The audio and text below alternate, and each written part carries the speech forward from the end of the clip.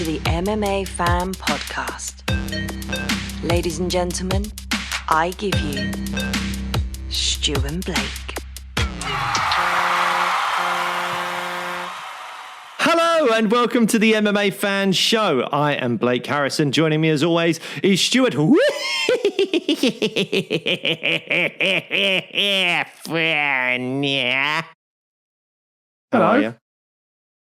That was one of the loudest hellos. It really rattled my headphones then. Really? I felt like I started doing the normal kind of like whiffing, and then it went a little bit the start of Feel Good by Gorillaz. I kind of felt like I was going for a little bit of it. Is it that one? Well, no, just that, you know, the laugh. I went a bit like that.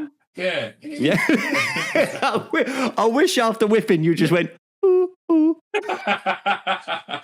That'd have been great. Yes, how are you though, mate? Are you good? Yeah, I'm all right, mate. I'm all right. And do you know what's good today? I think today? we've got the lighting better. You don't look super transparent and I don't look super orange. Yes. Well, the thing is, where I am, I've sort of like shut most of the blinds on the window, Right. so there's no light coming in. So it probably, hopefully it looks all right, but for me, it's quite dark in here right now. But that's the only way to make me look not pale. Yeah. I mean, that's generally how you live your life, isn't it? With all the curtains shut, just sitting in darkness, Yeah. questioning everything. Yeah, I'm starting to think there's a reason, like a link between that and my paleness. But, you know, just if you sit indoors all day with the blinds shut, just questioning the world, you won't get a tan. That's correct. That's correct. Yeah. Or the alternative is don't ever think about anything and just walk around outside aimlessly like I do, like I sit in a trance. And you get this colour, suntan. There we go. Well, it is wonderful. I can imagine you doing that, actually. I can imagine you going out, and then 4 hours later, where you been? I don't remember. I've just been walking around. You're dribbling again? Yeah, sorry. From your anus. No. So, look, one of the things that puts a smile on everybody's face is sweets, and you can get your sweets at Fat Candy, who are the sponsors of the MMA Fan Show. And we have some fantastic and exciting news coming very, very soon about a little kind of deal that we've got going on with Fat Candy, but we can't tell you just yet. But in the meantime, you can still use that discount code SWEETMMA to save yourself some pennies on all of those delicious freeze-dried sweets. Right. Well, the code, if you want to get a little discount for Fat Candy, is Sweet MMA, SWEETMMA. You know what I said it? I don't think you did. I did. If anyone that's now weren't listening to this, you zoned out. you can. Is that what happened? Did Yeah. I zone out? I done it. Oh, mate, that's bad. You did it. Yeah. Oh, mate, I zoned Rude. out. Just rude. Please go back, screenshot or screen record that moment, and you can send it to us and prove to me that I had just zoned out and I'm just not listening to Stu Whiffin anymore. Right, let's go.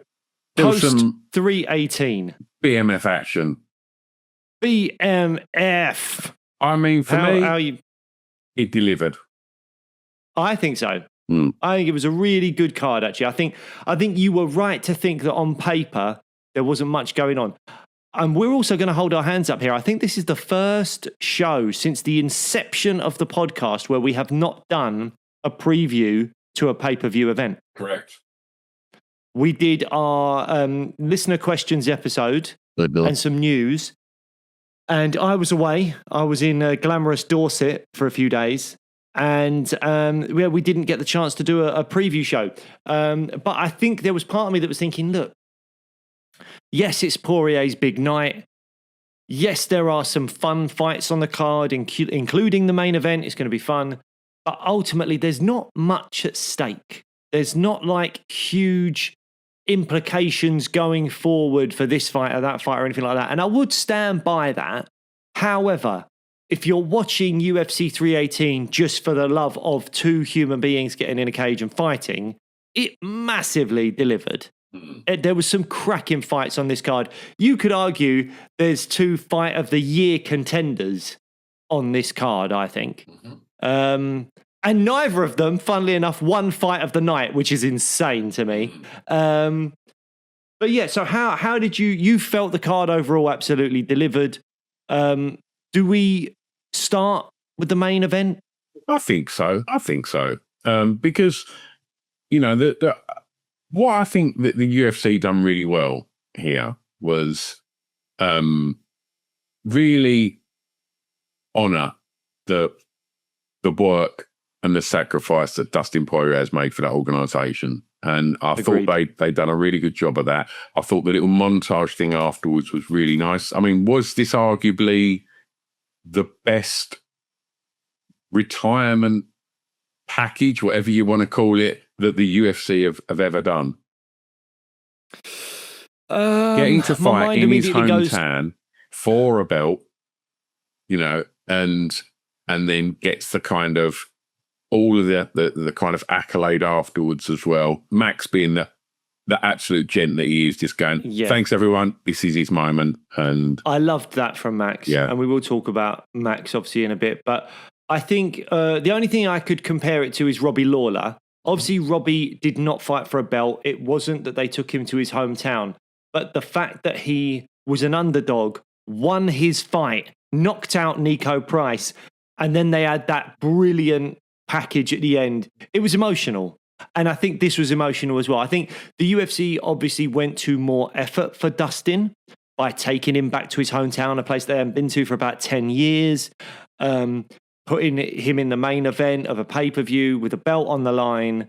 I mean, they certainly, this certainly could be the best retirement we've seen in terms of what the UFC has given to a fighter. The only thing I would say is that obviously he didn't get the win, and that would have been even more special if he had got the win and gone out a champion. But yeah, in terms of like prior to the fight, everything the UFC could have done to give him the send-off he deserved, taking him to his hometown. There was the whole thing about Lil Wayne walking him out, which, sure, I mean, you would have wanted him to actually perform or something and actually sing, a bit like we had with like Sinead O'Connor and Conor McGregor. But whatever, they got that walkout thing. They had the video package at the end. There was a lot of celebration of Dustin in the lead up to the fight as well, I think. It was brilliant. And I want the UFC to do more of that. We've seen too many legends retire really unceremoniously. And it's lovely to see situations like Dustin Poirier had this weekend where we get to really thank and honor these fighters that have sacrificed so much and given us as fans so much as well. 100%. So lastly on Poirier, before we get on to Max, Poirier now leaving the sport, do you think that shakes up the opportunities in that weight division there? Not massively, because I don't know that Poirier was looking at a title shot anytime soon or anything. And there's plenty of people that are in line. So I don't think it shakes things up much at all. I think we can focus on Dustin for a while here and just talk firstly about the fight itself. Mm-hmm. It was a bit more one-sided, in my opinion, than what you would have wanted for Dustin, because for me, I scored it 49-46. Yes, Dustin had his moments, but overall, I felt like Max was winning that fight. I would have liked it to maybe be slightly closer just for Dustin's sake. But in terms of Dustin going out in a fight where it was Poirier-esque, it was a war, it was a 5-round war, it did go back and forth a bit, and he showed heart and determination up until the very end of the fight. It was a very apt fight for Dustin Poirier to go out on, I think. And I suppose the question now is, do you think he's truly done? Do you think Dustin Poirier will ever come back? I think he's done. I think you can't, I don't know. I think to have that level of send-off, which we've just discussed, I think it's a bit weird to come back. I mean, I'm also not massively fond of older fighters then making a comeback. We saw it with Jose, and I wish he didn't. I think when he first retired, that would have been perfect. And And yeah, I don't know. It's not for me to say. I'm not a fighter, and I can't imagine what that desire must be when you're watching an event and you think that you've still got it in the gas tank, and you still think, "Oh, I could beat him." Like, it must be very difficult not to phone up the UFC and just go, "Give us a go here." Like, I think this new guy that's knocking everyone out, I reckon I could beat him, but rarely does it go well. And I think Dustin's fought every killer in the divisions that he's fought in, and win, lose or draw, they've always been fun fights. And yeah, I think enjoy hopefully coming out of like the sport with no ongoing health issues or anything. Enjoy your family while you're young, and yeah, just max it. You've done everything you needed to do. Yeah, I mean, I agree. I think it is good for him to stay retired. I do think some of these fighters, though, do find it hard. He could take a couple of years off and go, "Oh, I've got that itch again." If he won, I think it could have been different. Well, I mean, what I would say is Dustin did look maybe not as good as normal, or maybe Max just looked really good. Yeah. But I don't think he looks totally out of place. Like, I still think he wins fights in the top 10 of the lightweight division. 100%. I don't think it's like, oh, Dustin's like done now. I do think there's maybe, if someone said to him, you could fight Conor McGregor or Nate Diaz in a main event of a pay-per-view in 2 years' time, is that too much money to turn down? And both winnable fights, even with 2 years off, you would say? Possibly. Yeah. I mean, I would like him to stay retired. I think that's good, but I'm just throwing it out there as like, it's a possibility. So I think, how many times he fought Conor 3 times, hasn't he? So yes. So let's discount the first one because Conor wasn't Conor dollars then. Like, but the second and third fight, I reckon Dustin made really good money down. Yeah. And then, anything sort of after that, he's gone on to become, an absolute fan favourite. So I'm presuming he's being paid well for every time he's got in that octagon. And he must have earned really good at the weekend. I think he's got all the money and more now. And I think unless it was a mega fight with maybe McGregor, but I just don't see it happening. I think, he just puts his feet up now and enjoys being, a legend of the sport, future Hall of Famer, and just enjoys it. That's fair enough. I think I just want to run through his resume a little bit. So he's been in the UFC since 2011. Prior to that, he had 2 fights in the WEC, which is effectively the same thing. But a few fights into his UFC career, he welcomes Max Holloway. In Max Holloway's debut in the UFC, welcomes him in, triangle armbar finish, round 1, Poirier wins. Then he fights the Korean Zombie in an unbelievable fight. Like, it's a cracker of a fight, that one.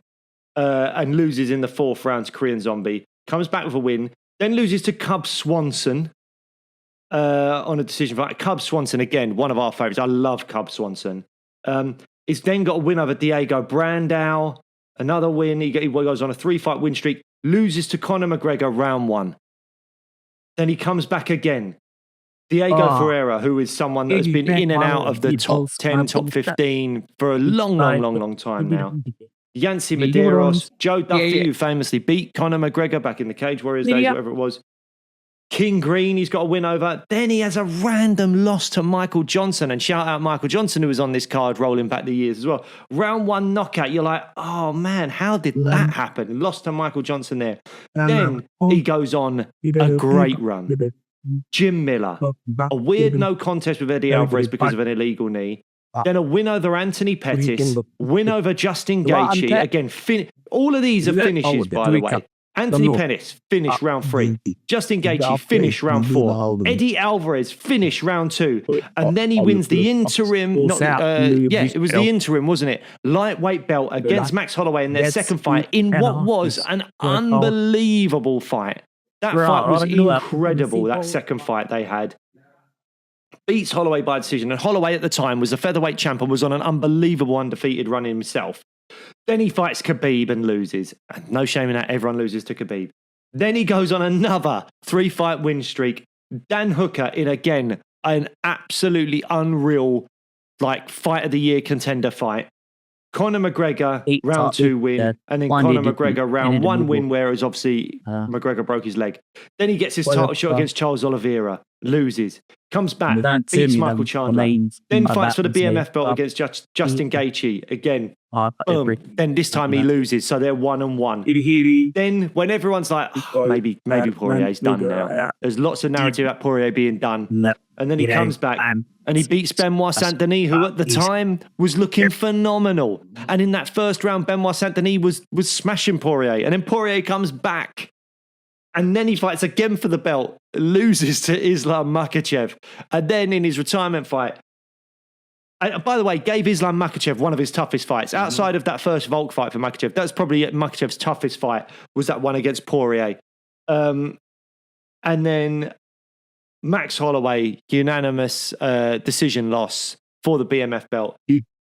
I mean, it's such a kind of like a run that the everyman wants to get behind, isn't it? It's like you're putting on phenomenal fights. You are laying it all on the line. You are putting together great win streaks. But then when it comes to the big one, when it comes to Khabib, Charles Oliveira, Islam Makhachev, and then when the BMF belt's on the line, you were already 2-0 up against Holloway, but you lose that one. And it's just like, oh man. It's like Dustin Poirier just embodies this whole thing of being like, I think we love him so much because maybe he didn't quite make it as well. Yeah. I think there's something about him not quite making it. I know he's an interim champ, but it's not quite the same. But there's something about him not quite making it that I think makes a lot of us love him more. It's endears you to him, 100%.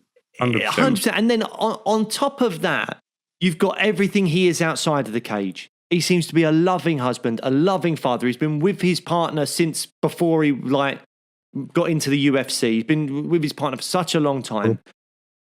He just showcases himself as an ambassador for the sport regularly.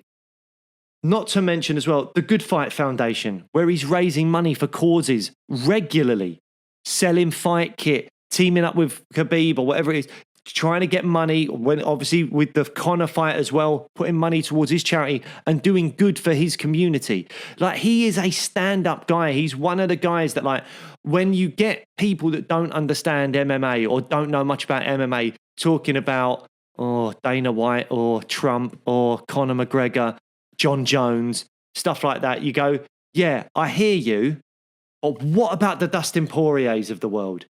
Let's shine a light on them a little bit. And why don't, they don't get the press coverage. The bad guys get the press coverage.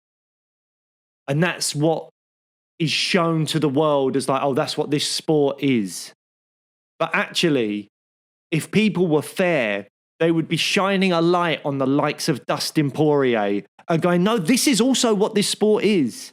It's good people that have fought so hard to get to where they are from nothing.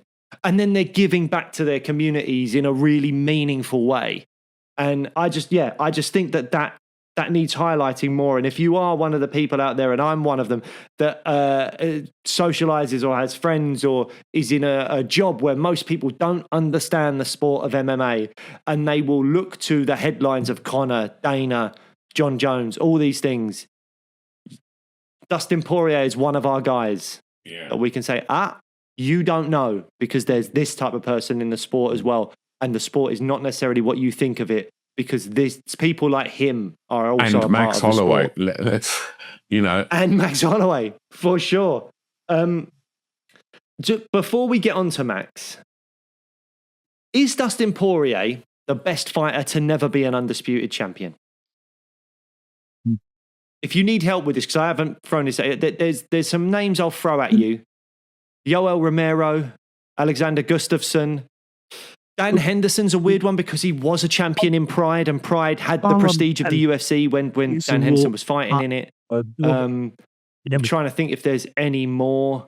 people that I would throw up into that mix that have never quite made it to undisputed champion. But obviously you've got the likes of Nate Diaz and stuff, but I don't think you can put their resume against Dustin's. All your aforementioned. It feels like he's one of them, right? I think he is the one. Do you reckon? I definitely put it above Gustafsson and Yoel. And I think because Yoel had Uriah Faber get UFC gold.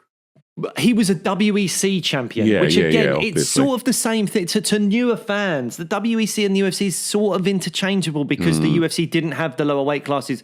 WEC was the highest belt you could get if you were, a lower weight class, really. So he wasn't a UFC champion, but he was a WEC champion. I'm going to go with Dustin. I think it's a good shout. I think it's a fair shout. I mean, you can throw Tony Ferguson in there, but because of the end of his career, it sort of does take the shine away a little bit. Yeah. But there was that point where he was on, what was it, like a 12-fight win streak where you were like, this guy's insane. Yeah. But yeah, I think, I think Gustafsson, it hurts Gustafsson in a way because, yes, he gave John Jones one of his toughest fights ever until like the Reyes fight and everything. But the fact that Daniel Cormier was also better than him makes me think I can't quite give it to Gustafsson. Romero did have those fights where didn't he like miss weight and get a draw or something with Robert Whittaker when they fought twice for like the belt. Once was maybe interim and once was for the vacant belt around the time Bisping was champion. And Romero was, I think I'd have to rewatch those fights. But I think there's an argument that could be made that maybe Romero won one of those fights. So again, you've got to give props to Romero as well, a guy that never made the was never undisputed champion, but was definitely one of the best guys around and was much older than a lot of people fighting at the time, I think. So yeah, but I think if you're saying Dustin's the best guy to never win an undisputed title, I'm not going to argue with you. I don't think many people would, mate. So, Max Holloway, I mean, I love him so much. I just love I love Max so much. What more could you want from a fighter? What more? I mean, he brings it every single time. He seems like a really nice guy. I love the floral shorts. I just love the way he fights. I love that, again, he's got the respect. He's such a respectful guy anyway. Like, we look at the Yair Rodriguez fight where he had photo with him in the ambulance afterwards and stuff like that. And then the Justin Gaethje where he's like, hey, I've beat you for basically 4 rounds. But what we're going to do now is I'm going to point to the center of the cage and we're going to throw down for the last 10 seconds. And then he absolutely sparks him. And then he did it again. Like, he was clearly winning this fight with Dustin Poirier. All of the kind of mystical energy of the fight world would be going, hey, it's Dustin's retirement. He's in his hometown. He's never won a belt other than the interim belt before. You're winning this fight. Dustin historically has way more power than you because we saw that in the second Holloway fight. The last thing you want to do in this situation is tempt fate by pointing to the ground and giving him a chance at knocking you out in the last 10 seconds. Nah, fuck it. And he does it anyway. Fuck it. Let's go. Point to the middle of the ground. And it's become a thing. It's now a thing where it's like the commentators even said, I can't wait for the last 10 seconds. Because they knew with 17, 18 seconds to go, they knew in 8 seconds time, they're just going to throw down because Max is Max. And that's what he's going to do. And I just love that about him. Yeah. It's so good. And then, as you've mentioned as well, after the fight, gets on the mic, calls out Ilya, which I'll talk about in a minute, calls out whoever wants the BMF belt, says it's Dustin's night, it's Dustin's moment, I'm out of here. What a class act. Yeah, absolute class act. Do you want some stats on this fight? Oh, hit me with your stats, Stu Whiffin. Holloway become the first fighter to beat an opponent after losing twice to him. Nice. Holloway also makes history as the first to successfully defend the symbolic BMF belt. Yes. Right. That's it. That's it. I was expecting you to reel off like 5 or 6 stats, but they are still significant stats. Look, defending the belt as well. I don't know. I feel like we all know that the BMF belt is sort of a gimmick, but there's something about it being around the waist of Max Holloway that sort of legitimizes it. Like, that BMF belt has never looked more appropriate as it does being around the waist of someone like Max Holloway. And how he won it. And how he won it and how he defended it, the point down, everything. I mean, the BMF title has never felt more significant. I mean, we talked the other week about, America doesn't have any champions anymore. If I'm American, I'm going, yes, I do. My champion is Max Holloway, and he is way more fun than pretty much all the other champions out there. As a fan, I am looking forward to Max Holloway defending his BMF belt way more than I'm looking forward to probably over half of the undisputed UFC belts being defended. So whoever Max Holloway defends this belt against, to me, that's a fight I'm going to be anticipating way more than the vast majority of undisputed title fights, because it's Max and it's fun, and there's something about Max holding that BMF belt and defending it that brings just a palpable energy that you don't get with other fights. Is Max's next fight the BMF belt? Against somebody that fits the criteria of a BMF fighter, or is Max going to go back to the division? And I'm losing you a lot with options. Okay, yeah, we seem to have a little bit of a glitch with the internet, but the audio should be fine. So, what do you think is next for Max Blake? Is it BMF super fight with, I don't know, another fighter in the realms of that BMF kind of mold, or is it back to the division? And what is there potential title implications for me now? Like, what's next? Well, look, he called out Ilya. I'm not interested in it. I don't think we only just saw him get sparked out by Ilya, and there are some people going, yeah, we should just do it. We should just do the Ilya fight. Let's not forget, Max went from never ever being knocked down until the Justin Gaethje fight. He got knocked down. Then the fight after that, he got knocked out against Ilya. And then the fight against Dustin, he got knocked down again. This is a man that until 3 fights ago had never been knocked down as in his entire career. And this is a man that has had wars. You would be remiss to think that Max Holloway's chin is the same as it was. It can't be. It can't be, because the last 3 fights have proven knockdown, knockout, knockdown. It's not the same chin. So I do not want to see him in there with Ilia Topuria again yet. I think he needs at least 1, if not 2 more wins before I'm happy to see him fight Ilya. And that's okay, because there are other things going on in that division. I want to see the Paddy fight. It's fun. I really want to see Paddy versus Ilya. Meritocratically, the right fight is Arman Sarukian versus Ilya. So those 2 should be ahead of the queue at the moment to fight Ilya. Max doesn't need to get involved in that right now. What I want to see Max Holloway do is defend the BMF belt like he is the champion, and which he is. I want to see him fight the likes of Charles Oliveira or Dan Hooker. That's what I want to see next for Max Holloway. And those are fights, both of them, where you go, these are going to be fantastic fights. I'd look forward to them, as I've said, way more than a lot of other undisputed title fights that could be made right now. So give me that. And if Max can defend the belt against Charles Oliveira or Dan Hooker, or maybe defend it against both of them, defend it twice, then he can fight Ilia Topuria again.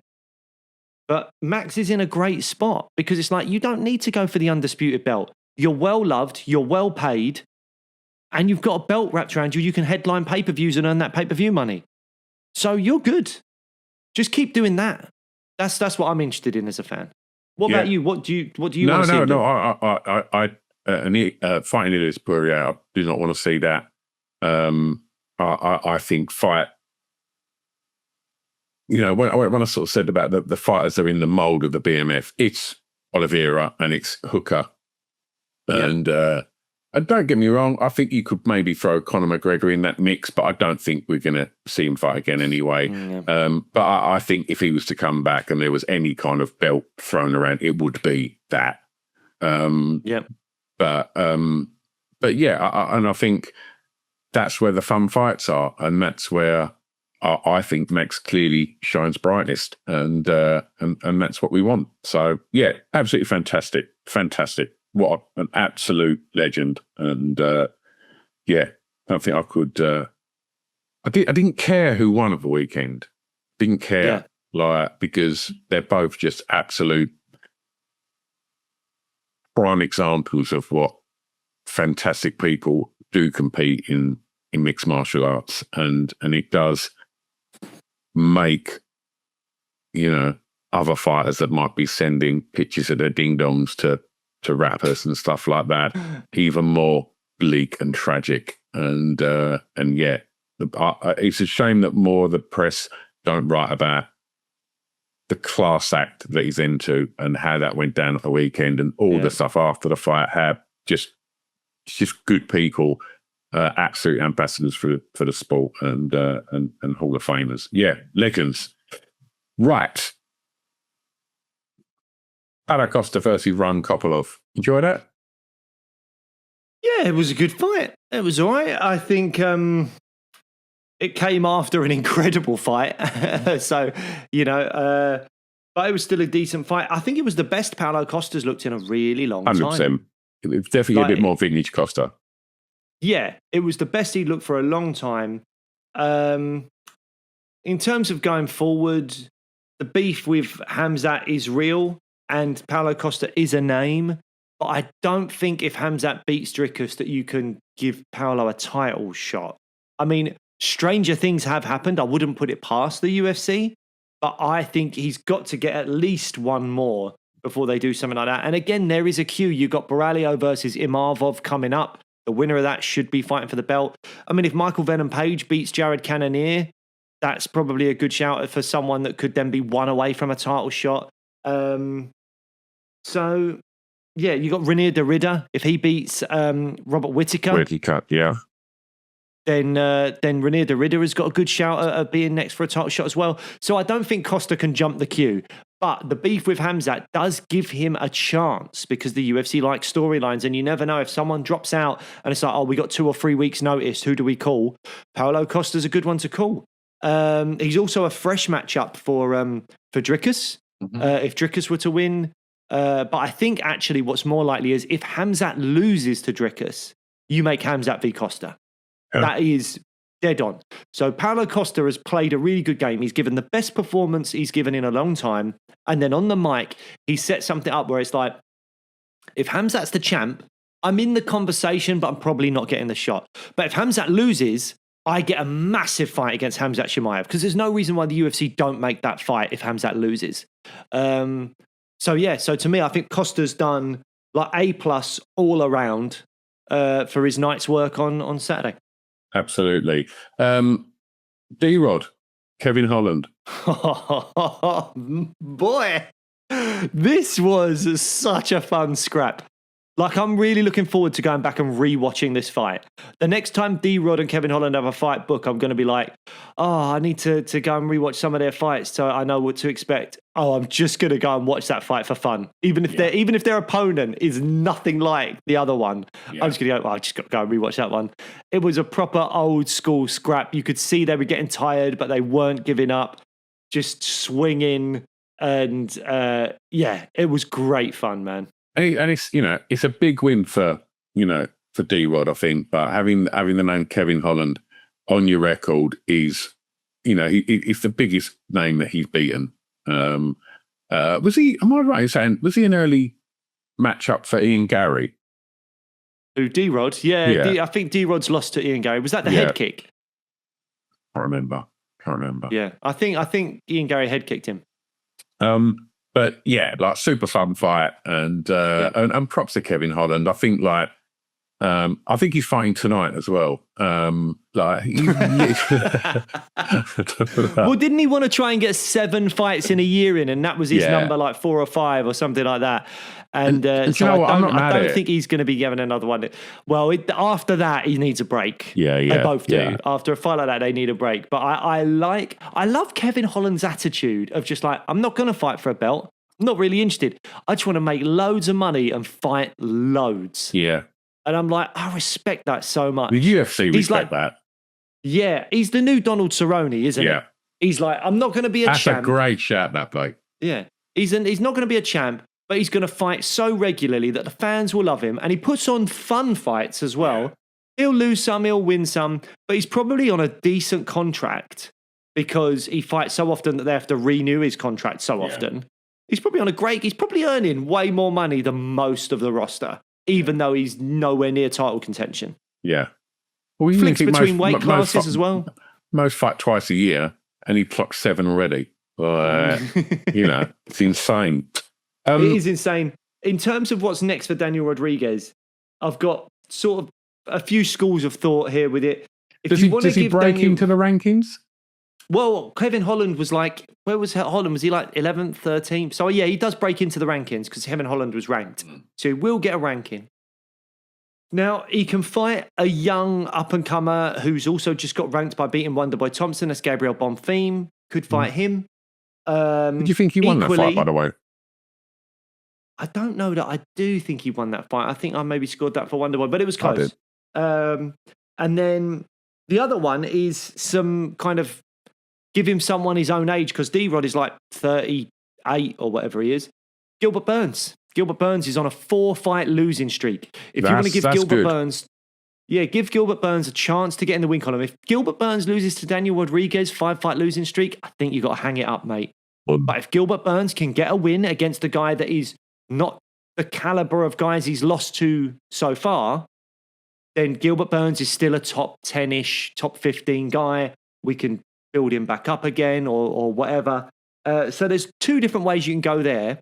Or there's the my little maverick pick, which is Daniel Rodriguez, with all due respect to him, and he's probably not going to like me saying this, he's never going to fight for a belt. Mm-hmm. Kevin Holland doesn't care about fighting for a belt. We've just seen a fight of the year contender. Just book it again. just book it again. Yeah. Give him a few months off and say, look, guys, chill out. That was an absolute banger. In November, like Madison Square Garden, do it again for us because it was really good fun and the fans will love it. Just do that. We'll pay you a bit extra, D-Rod, because we know you've got the win. You're on like a 3 or 4 fight win streak now. But we loved this fight. Could you just do it again for us, please? Just do that. No one's going to moan about that, mate. Well, D-Rod might, but... Yeah, but pay him handsomely. And, pay him a bit of money. And everyone just do it again, because it was brilliant. Do it again. Okay. Imagine that. Do you know what? That would be a reason to do it. Imagine if you had 2 of your fights against the same guy as Fight of the Year contenders. When they're running down the Fight of the Years, they're like, oh, Poirier Holloway 3, Holland D-Rod 1, Brandon Royval Josh Van, Holland D-Rod 2. That'd be great. Yeah, absolutely. Should we move on to Pitbull? Gets his first win of the UFC against Dan Ige. You enjoy that? Yeah, I didn't think it was necessarily a clear-cut decision for me. Maybe I'm being silly there. But like, I wasn't mad at the decision, but I thought Ige won round 1, Pitbull won round 2, and round 3 I thought was really close. Mm-hmm. And you could have given it to Ige, but maybe I'm just being crazy. Do you think there's any of them top 10 fighters in the UFC that are looking at Pitbull that has come to this organisation with such a reputation and has fought twice in the UFC? Do you think anybody in that top 10 is going, oh, I don't want that smoke? No, I think they'd love it. I think it'd be a great fight for someone like Arnold Allen, or someone like that to take because it's a big name, and I think he's just too old. He's 38. If Pitbull came to the UFC when he was 33 or 32, he could have made a really good run. But I don't believe he's good enough anymore. He's just too old. He was great. He's still very good. You know, as he's proven against Ige, he's like a top 10 guy or whatever. In terms of going forward, like he showed a really well-rounded game, by the way. Like he showed his grappling and he's got power, which is great. So like he's not a walkover for anyone. I don't want people to think I'm disrespecting him saying, oh, anyone in the top 10 just smashes him. But I do think most people in the top 10 will be looking at it going, yeah, that'll be okay. I can do that. And the fact that he's a big name gives you even more impetus to want to fight him. And there's loads of tape on him as well. You can study him loads. Sterling is fighting Brian Ortega, I believe. The loser of that could fight Pitbull, and that'd be good. The winner of that could fight Pitbull, and it'd be good. I don't mind either way. Arnold Allen, as I said, could be a good one for Arnold Allen to come back to. I don't know what's going on with him, but he's obviously been injured for a long, long time. I always feel sorry for Arnold Allen. He puts on like good fights, good performances, but he can only fight usually like once a year or so because of the injuries. It's really difficult for him. I'll tell you what I'd love to see though. If I could have, you know, the magic matchmaker's pen and book a fight, I'd do what you wouldn't want me to do. And I would bring back Jose Aldo to fight Pitbull. Just leave him alone. That's what I would do. I would bring him back. Two legends of the game, two Brazilian legends. Age-wise, they're probably quite similar. If anything, Pitbull's probably older than Aldo.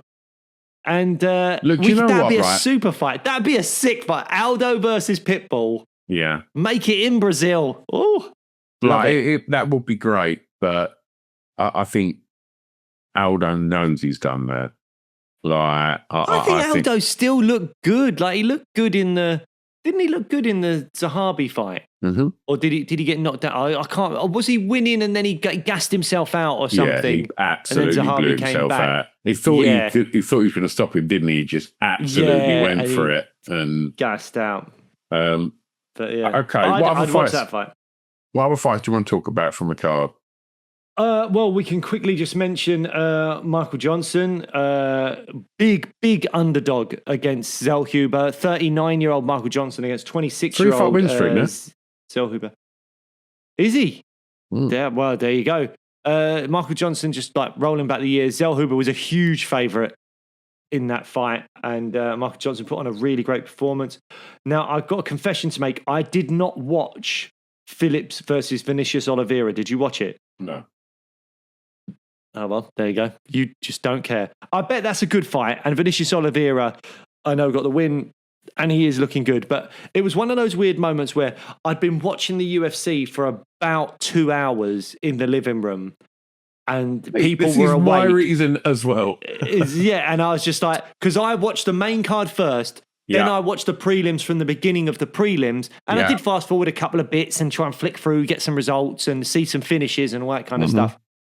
But by the time Vinicius Oliveira and Kyler Phillips go to war, that is basically like I've already watched 2 and a bit hours of UFC. And if the kids are awake and my wife's downstairs and all that stuff, I start to feel the guilt coming in. Yeah. And I'm like, I can't keep taking up the living room with violence. So, yeah. Did you watch Brendan Allen versus Vettori? I did watch Brendan Allen Vettori. I was interested in that. I watched that. That was a great fight. That one fight of the night, and I actually think it might have been the third best fight of the evening, which is crazy. It was still a really good fight, really fun fight. Brendan Allen won. Obviously, it was a long time in the making, this fight, because they had that beef in the hotel lobby, didn't they? That's right. A year and a bit ago, where they were scrapping. So this fight's been a long time coming. Brendan Allen gets the win. I think Allen's really like improving in all areas. I do think maybe he has a ceiling, but it wasn't long ago that we were saying, oh my God, Brendan Allen might be a win or two away from a title shot. Yeah. I don't know if that's still the case. Didn't he lose to Fluffy Hernandez? Yeah.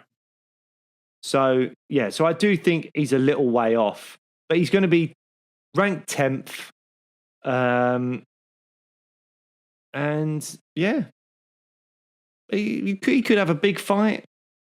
The loser of Whittaker, Derrida, he could fight. I mean, Israel Adesanya I don't know what he's going to do next. He's on a 3-fight losing streak. Who's Cannonier fighting? MVP. Of course. So that's good. So that middleweight division has got a lot going on because Fluffy Hernandez is fighting Roman Dolidze. Cannonier is fighting MVP. Renier Derrida is fighting Robert Whittaker. Hamzat is fighting Dricus for the belt. I believe Imavov is fighting Baralio as well. So there's going to be an awful lot of movement and stuff sorted out in that weight division in the next month or two. And I'm really here for it. I like to see that movement in the division. It keeps busy. Things are shifting all the time. And the cream will rise to the top, as they say. Absolutely. So, yeah, I don't know if there's anything else to really talk about. We could, I don't know how long we've been running, but we could have a quick look forward to this weekend because this weekend is Whittaker versus Derrida. I haven't done any research on this yet. I know that the co-main event is not happening. Movsar Evloev is injured. So I don't know what's happening with Aaron Pico, but Movsar Evloev, God, man, that guy, he can't catch a break, man. I don't know if he's shooting himself in the foot or if it's just bad luck. But he had that fight against Arnold Allen, which Dana White said was incredibly boring. It wasn't. That's really unfair. But I do think Arnold Allen won that fight and Evloev didn't win that fight, but Evloev walked away with the win. And then since then, what did he do? Did he beat Bryce Mitchell or was that before or something like that? Well, Bryce Mitchell's on this card. He's fighting, Nurmagomedov, topping the prelims. So he's making his bantamweight debut, isn't he? Yeah. And Shara Magomedov is fighting Marc-Andre Barrio. Petr Yan is fighting Marcus McGee. That's a huge fight for Marcus McGee. Yeah. Huge fight for Marcus McGee. And our very own top lad and former guest of the show, Davey Grant. Yes. He's also fighting Damon Blackshear on Amanda Rebus is fighting Tabitha Ricci. It's not a bad little card, mate. Yeah, it's a shame because the Evloev-Pico fight would have been really captivating and interesting. Like Pico's debut, a lot of hype around him. Evloev, one win surely should mean the UFC can't stop him from getting his title shot. But unfortunately, it hasn't happened. Evloev, as far as I'm aware, he's not been rebooked against anyone. So maybe they're looking to just push the Evloev fight back or give him someone else on a different stage. But it's still a decent card. It's Mitchell versus Said Nurmagomedov is a good fight. I know that we don't want to necessarily be hyping up someone like Bryce Mitchell, but there you go. Nikita Krylov is always a fun fight to watch. He's one of those fighters that, he's either going to finish you or get finished against Bogdan Guskov. And yeah, Shara Magomedov, always a fun fighter to watch. Petr Yan, Marcus McGee, great fight. And then the main event, Robert Whittaker, Renier Derrida. If Whittaker wins, I don't know what he gets for it. But if Renier Derrida wins, I think he's very close to a title shot. So 100%. That will be an interesting one this weekend. And actually, now that I look at it, because it is in Abu Dhabi, it makes me think it is going to be, a nice, healthy kind of Saturday night British time card. So we'll get to watch that live if we want to, or you probably won't. You'll probably be working. I don't think I am. Ooh. Look at you. It's my brother's birthday this weekend, so I might have to see if he's around. I've got a super rare night off, and if I then just say to my missus, she's like, what are we going to do? Why don't you go with your friends and I can just sit indoors on my own and watch UFC? Like, I don't think that's going to go down too well, mate. Oh, mate, I was going to say come round to mine. Come and watch the fights. Could be good, mate. Could be good. All right. Well, look, we'll report back. That's a no, isn't it? Whiffing. They've all heard it. All the MMA fans have just heard it. Yeah, could be good. Could be good. That's a no, mate. That is a no, and you know it. Absolutely face palmed out of it. Look, We will be back next week. You will find out whether I'll go around Blake's to watch the event. Spoiler alert, he ain't coming. Spoiler alert, he's staying at home or he's doing something else. And we will discuss, I'm sure, everything that goes down at that event. And yeah, I don't know what else we'll be discussing on next week's show because we've not even had a conversation about it ourselves yet. But we will be back next week with some good stuff for you. We'll be back next week. Maybe we'll talk about this card that Stu won't come around my house to watch. Right. Let's do that. Bye. All right. See you later.